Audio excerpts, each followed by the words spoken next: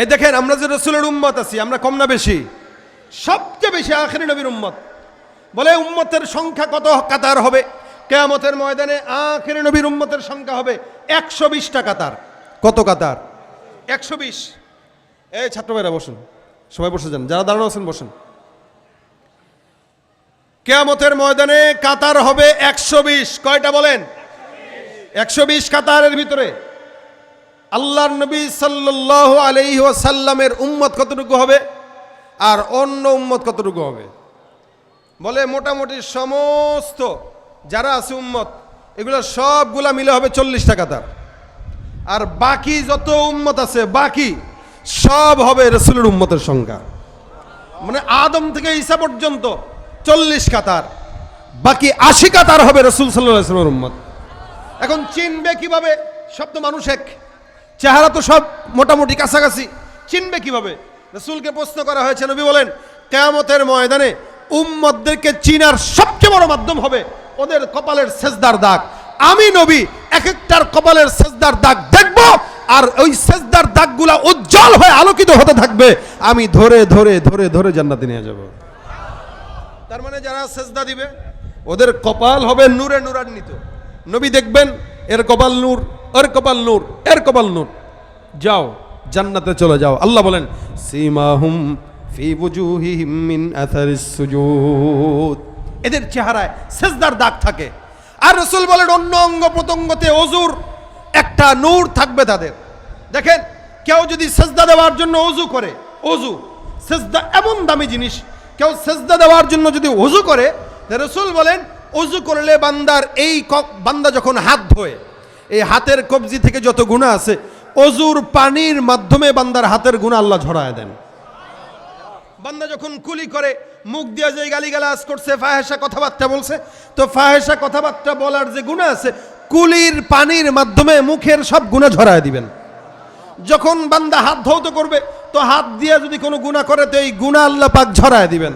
যখন পাও ধুবে তো পাওয়ের গুনাহ ঝরায় দিবেন। হ্যাঁ, হযরত ইমাম আযম আবু হানিফা রাহমাতুল্লাহ আলাইহি এক বান্দার এরকম ওযুর পানির সাথে গুনাহ ঝরে যেতে উনি নিজের চোখে দেখেছেন। এটা আমাদের আকাবিরদের চোখ ছিল, অন্তর চক্ষু খোলা ছিল, ওনারা দেখতেন, আমরা দেখতে পাই না। এটা আমাদের দুর্বলতা, ইমানের কারণে। এই জন্য ভাইরা আমার, ওযুর মাধ্যমে আল্লাহ পাক বান্দার ওযুর সব অঙ্গ প্রত্যঙ্গের মাধ্যমে বান্দার গুনাহ দূর করে দিবেন। এরপরে যখন সেজদায় যাবে, রাসূল বলেন আকরাবু মা ইয়াকুনুল আবদু মির রাব্বিহি ওয়া হুয়া সাজিদ। মুসা পয়গম্বরকে প্রশ্ন করা হয়, তুমি যে মাওলার সঙ্গে কথা বলো, আল্লাহর সঙ্গে তুমি কেমনে কথা বলো? কথা যখন বলি, এ মুসা তোমার সঙ্গে নির্দিষ্ট সময় আমি আল্লাহ পাক রব্বুল আলামিন কথা বলে, নির্দিষ্ট জায়গা, নির্দিষ্ট সময়, নির্দিষ্ট কথার বাইরে কোনো কথা নাই। এরপরেও মুসার নাম ওয়াকাল্লামাল্লাহু মুসা তাকলিমা।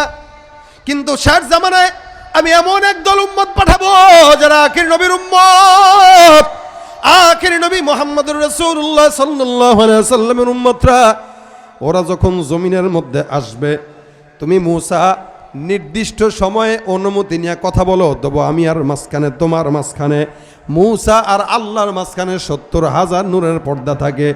আখিরি জামানার উম্মতরা যখন মন চাবে তখন আল্লাহর সঙ্গে কথা বলবে, মাঝখানে একটাও নূরের পর্দা আল্লাহ রাখবে না। মুসা নবীর সাথে 70,000 নূরের পর্দার ব্যবধানে আল্লাহ পাক কথা বলতেন, আর আপনার আমার সাথে আল্লাহ পাক সরাসরি কথা বলবেন। মুসা নবী বলেন, আল্লাহ এই উম্মতটা কারা যারা তোমার সাথে সরাসরি কথা বলতে পারবে? এত পাওয়ার, যখন মন চায় তখন বলবে। কেমনে বলবে? আল্লাহ ডাক দেয়া কয়, নামাজের মধ্যে যখন দাঁড়ায় বলবে আলহামদুলিল্লাহ রাব্বিল আলামিন, আল্লাহ পাক রব্বুল আলামিনের বান্দা ওযু করবে আর নামাজের ভিতরে দাঁড়ায় বলবে আলহামদুলিল্লাহ রাব্বিল আলামিন। ফজর, জোহর, আসর, মাগরিব, এশা, তাহাজ্জুদ, ইশরাক, আওয়াবিন, চাস, বান্দা যখন নামাজের মধ্যে দাঁড়ায় সূরা তেলাওয়াত করবে, সূরা ফাতিহা, আমার আল্লাহ বান্দার ওই নামাজ, বান্দা নামাজ পড়ার সময় আলহামদুলিল্লাহ পড়ার পর আমার আল্লাহ বান্দার আলহামদুলিল্লাহর জবাব দিয়া, আসমান থেকে আওয়াজ দিয়া বান্দার জবাব দিয়া বলে হামিদানি রব্বি, আল্লাহু আকবার। বান্দা বলে আলহামদুলিল্লাহ রাব্বিল আলামিন, আল্লাহ বলেন হামিদানি রব্বি। এরকম করে করে এক এক আয়াতের বিপরীতে আল্লাহ পাক বান্দার সঙ্গে সরাসরি নামাজের মাধ্যমে কথা বলেন। এই কথা শুধুমাত্র নামাজের মাধ্যমে হয়, এছাড়া অন্য কোনো সময় না। এজন্য নবী বলেন, বেশি নিকটবর্তী হতে চাও তাহলে আল্লাহর কাছে নামাজে দাঁড়ায় যাও। আকরাবু মা ইয়াকুনুল আবদু মির রাব্বিহি ওয়া হুয়া সাজিদ, সেজদা দাও, আল্লাহর নিকটবর্তী হও। আল্লাহ বলেন উসজুদ ওয়াকতারিব, সেজদা দাও, নিকটবর্তী হও। যে যত বেশি সেজদা দেয় ওই বান্দা তত নিকটবর্তী হয়। সেজদা কতক্ষণ সময় দিব? বলে স্বল্প নাকি দীর্ঘ?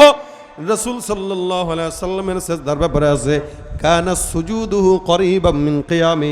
আম্মা জান্নাহ বলেন নবীর সেজদা এত দীর্ঘ ছিল, এত দীর্ঘ ছিল, স্বাভাবিকভাবে কোনো বান্দা যদি 50 আয়াত তেলাওয়াত করতে যতক্ষণ লাগে, আল্লাহর নবীর সেজদা 50 আয়াত তেলাওয়াত করার মতো দীর্ঘ লম্বা হতো।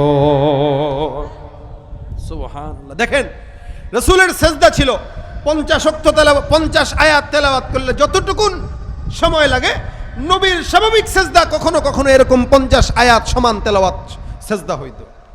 কখনো তো অন্য আম্মাজানরা বলতেন যে রাসূলের সাথে আমরা একদিন নামাজে পিছনে দাঁড়াইছি, তো সেজদায় দিতে দিতে দিতে দিতে কিরে সেজদা দীর্ঘ করতে করতে রাসূল উঠে না, আমরা ভয় পেয়ে গেছি। আমরা নামাজ শেষ করে রাসূলের পা নাড়া দিছি যে নবী আছে কিনা, দেখলাম নবী নড়ছেন, তার মানে নবী আছে, কিন্তু সেজদায়। নবীর সেজদা শেষ হওয়ার পর আমরা জিজ্ঞাসা করলাম, ইয়া রাসূলুল্লাহ আপনি এত দীর্ঘ সেজদা দিলেন, আমরা সেজদা দিতে দিতে ভয় পেয়ে গেছি যে আমাদের মাথার রক্ত নাক দিয়ে পড়বে, কিন্তু আপনি যে সেজদা দিলেন আপনার তো কিছু হইল না। রাসূল বলেন আমি তোমাদের মতো না, সুতরাং সেজদা তোমরা দীর্ঘ করো, যে যত বেশি দীর্ঘ সেজদা করবে তার সাথে তত আল্লাহ পাকের তাআল্লুক দীর্ঘ হয়ে যাবে। আর সেজদার মাধ্যমে আল্লাহ বান্দার মনের দোয়া কবুল করেন। এই কারণে রাসূল বলেন ফাআকসিরুদ দুআ, এই তোমরা সেজদা যখন দিবা তখন সেজদায় ঢুকে বেশি দোয়া করো। সেজদায় যে যত বেশি দোয়া পড়বে আল্লাহ ওই দোয়া কবুল করবেন। রাসূল বলেন ফাআকসিরুদ দুআ, তোমরা সেজদায় গেলে দোয়া করো। ফরজ নামাজের সেজদায় দোয়া করার নিয়ম নাই, বাকি নফল নামাজের সেজদায় যখন যাবেন তখন দোয়া করবেন রব্বানা আতিনা ফিদ দুনিয়া হাসানা বা অন্যান্য দোয়া পড়বেন আপনার যেই দোয়া দরকার। বিশেষ করে আমি যেই দোয়াটা হাদিসে শুনাইছি, ইয়া ওয়াদুদ ইয়া ওয়াদুদ ইয়া ওয়াদুদ, এই সমস্ত দোয়া যদি কেউ পড়ে তো রাসূল বলেন আল্লাহ পাক তার মনের আশা সেজদার মাধ্যমে বললে আল্লাহ ওই মনের আশা পূরণ করে দেয়। আমরা সেজদা দেই ঠিকই, মুরগির ঠোকরের মতো সেজদা দেই, আমাদের সেজদা আছে ঠিকই, আল্লাহর জন্য না, কোনো মতে ভোট পাওয়ার জন্য, ধান্দামি ভোট পাওয়ার জন্য। আমাদের যা কিছু হয় আমরা আমাদের ধান্দার জন্য করি। আল্লাহর জন্য যদি করতাম তা দুনিয়াও মিলতো, আখিরাতও মিলতো। কি বলেন, ঠিক না? এই জন্য সেজদা তো দেওয়াই লাগে, নামাজ তো পড়াই লাগে। তো এটা আল্লাহর জন্য পড়লে কি হয়, নিয়তটা একটু সহি করে ফেলি না যে এখন থেকে সেজদা দিব আল্লাহর জন্য, কারোর জন্য না, কোনো মাজারে না, কোনো বাপের দরবারে না, কোনো পীরের কাছে না।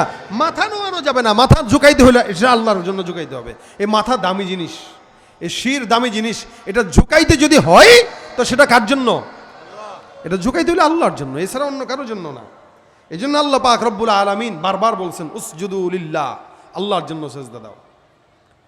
কুল ইন্না সলাতি ওয়া নুসুকি ওয়া মাহইয়ায়া ওয়া মামাতি লিল্লাহি রাব্বিল আলামিন, সব আল্লাহর জন্য। এই জন্য বেশি বেশি সেজদা দেওয়ার তৌফিক আল্লাহ দান করুক। কখনো কখনো এমনি ওযু আছে তো সেজদায় পড়ে থাকবেন, নফল নামাজ শেষ করছেন, ফরজ শেষ করছেন, তো মসজিদে 10-15 মিনিট একটু সেজদা দিয়ে থাকেন, দেখবেন দিলে একটা শান্তি লাগবে। এমনি সেজদা দিয়ে থাকবেন, দোয়া করবেন, সেজদায় বারবার দোয়া করবেন, দেখবেন সেজদার মাধ্যমে যেই প্রশান্তি আপনি মিলবে, আপনাকে আল্লাহ পাক দিবেন, এই প্রশান্তি কোটি টাকা দিয়েও আপনি কখনো পাবেন না। রাত্রে তাহাজ্জুদের নামাজের সময় যদি উঠেন একটু সেজদা দীর্ঘ করেন, আধা ঘন্টা হোক, 15 মিনিট হোক, সেজদায় পড়ে থাকেন, সেজদায় পড়ে পড়ে দোয়া করবেন। সন্তানের জন্য দোয়া, বেশি বেশি সন্তানের জন্য দোয়া করা দরকার। কেন? জামানা, ফিতনার জামানা চলে আসছে। সন্তানরা যেন আমাদের নাজাতের কারণ হয়, আমাদের বেইজ্জতির কারণ যেন না হয়। সন্তানরা যেন, সন্তানের মাধ্যমে যেন মা বাবার মুখ উজ্জ্বল হয়, এই দোয়া বেশি বেশি করবেন। ইনশাআল্লাহ আল্লাহ সেজদার মাধ্যমে বলা দোয়াগুলো আল্লাহ কবুল করবেন। এই জন্য ওই লালনের কাছে যায় অথবা বাবার কাছে, শাহজালালের মাজারে, বিভিন্ন জায়গায় যে সেজদা না দিয়া মসজিদে যে আল্লাহর জন্য সেজদা দেব, যেই জরুরত থাকুক, যেই হাজত থাকুক, সেজদা দিয়া মালিকরে হাজত করবেন। আল্লাহ পাকের হাবিব বলেছেন, আল্লাহ বলেছেন দোয়া কবুল করবেন। কোনো সন্দেহ আছে? কথা বলে না, কোনো সন্দেহ আছে? আল্লাহ রসুলের কথা মিথ্যা? সন্দেহ হয় আপনাদের? এই জন্য যা বলবো আল্লাহর কাছে বলবো, সেজদায় পড়ে বলবো ইনশাআল্লাহ। আল্লাহ আমাদের সকলকে বেশি বেশি সেজদা দেওয়ার তৌফিক দান করুক। যারা বলেন আমিন। আমাদের নামাজ পড়ার তৌফিক দান করুক। এবং আল্লাহর কাছেই চাওয়ার তৌফিক দান করুক, বলেন আমিন। এজন্য আপনাদের এই এলাকার যুবকরা যারা রাজনীতির সাথে জড়িত, অনেকে আছে, অধিকাংশ মানুষই রাজনীতি করে, এই রাজনীতির সাথে যারা জড়িত আছেন, ভাই আল্লাহর হস্তে নেতারে আল্লাহর উপরে নিয়েন না। ততটুকুই মানবেন যতটুকু নেতা ইসলামের ভিতরে থাকবে। যদি দেখেন নেতা চুরি করতেছে, জনগণের টাকা চুরি করে খাচ্ছে, সুন্দর করে নামটা লিস্টে ক্রস চিহ্ন দিয়ে বেরোয় যায়, আরেক নেতা ধরবেন যে নেতা ইসলাম ফলো করে। যদি দেখেন আপনার পীর দাড়ি রাখে না, আপনার পীর নামাজ পড়ে না, পর্দা করে না, বুঝবেন এটা আসল না, এটা ভণ্ড। এই পীর কেউ ক্রস চিহ্ন দিয়া অন্য জায়গায় যাবেন, হাত্তাকে আপনার মা বাবাও যদি ইসলামের বিরুদ্ধে যায় আপনিও তার বিরুদ্ধে যাবেন। এটা আপনার ঈমান।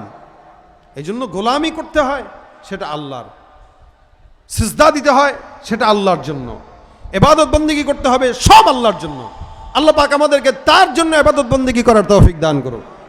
ভাইরা আমার, আপনাদের সামনে আমি আরজ করব, প্রতিষ্ঠান যেহেতু মাদ্রাসার মাহফিল, মাদ্রাসার মাহফিলগুলো কিছু আরজ জনগণের কাছে থাকে। যদিও আমাদের রানা ভাই মাদ্রাসা যেটা করেছেন মোহতামিম সাহেব, উনি বলছেন খুব বেশি দরকার নাই, তবে একটা মাহফিল একটা মাদ্রাসার সাথে দিনের সাথে যদি আপনার সম্পৃক্ততা থাকে এতে সব আপনার। মাদ্রাসার ফায়দা এটা তেমন বেশি ফায়দা না, দিনই প্রতিষ্ঠান আল্লাহ পাক যে কোনো না যে কোনোভাবে চালায় নেন, কিন্তু আপনার আমার সম্পৃক্ততা আপনার আমার জন্য ফায়দা। এই ফায়দার জায়গা থেকে বলতেছি, আপনারা আসছেন, আমি বহুদূর থেকে আসলাম, এই ফায়দার জায়গাটা থেকে যদি আপনাদেরকে আমি বলি, এরকম কেউ কে আছেন আজকের এই মাদ্রাসার জন্য, মাদ্রাসার হাজতের জন্য, মাদ্রাসা এবং মাহফিল যা আছে সব মিলে আমি এরকম কিছু ভাইকে দেখতে চাই, 1000 টাকা করে যারা দিবেন, ইনশাল্লাহ এর ভিতরেই আমাদের প্রধান অতিথি হাফিজুর রহমান সিদ্দিকী কুয়াকাটা হুজুর আসবেন। এর আগ পর্যন্ত উঠলে আমি শেষে আরেকটা সঙ্গীত শোনাবো ইনশাল্লাহ, যদি উঠেন আমি আর শোনাবো না, আর না উঠলে আমি শোনাবো ইনশাল্লাহ। কেউ আছেন যে আছেন 1000 টাকা করে আজকের এই মাদ্রাসার জন্য দিবেন? আমি রাজীব ভাই, নামগুলো একটু লেখেন। রাজীব ভাই 1000 টাকা দিবে, আলহামদুলিল্লাহ। আর দ্বিতীয়ত কে আছেন? খালি হাতটা ওঠা, মাশাআল্লাহ। কি নাম ভাই? আব্দুল মালিক মিস্ত্রি। আব্দুল মালিক মিস্ত্রি 1000 টাকা, আল্লাহ কবুল করুক। আর কে আছেন 1000 টাকা দিবেন? আব্দুল মালিক ভাই না, কি নাম? ইউনুস ভাই, ইউনুস ভাই লেখেন, ইউনুস ভাই 1000। আর কে আছেন?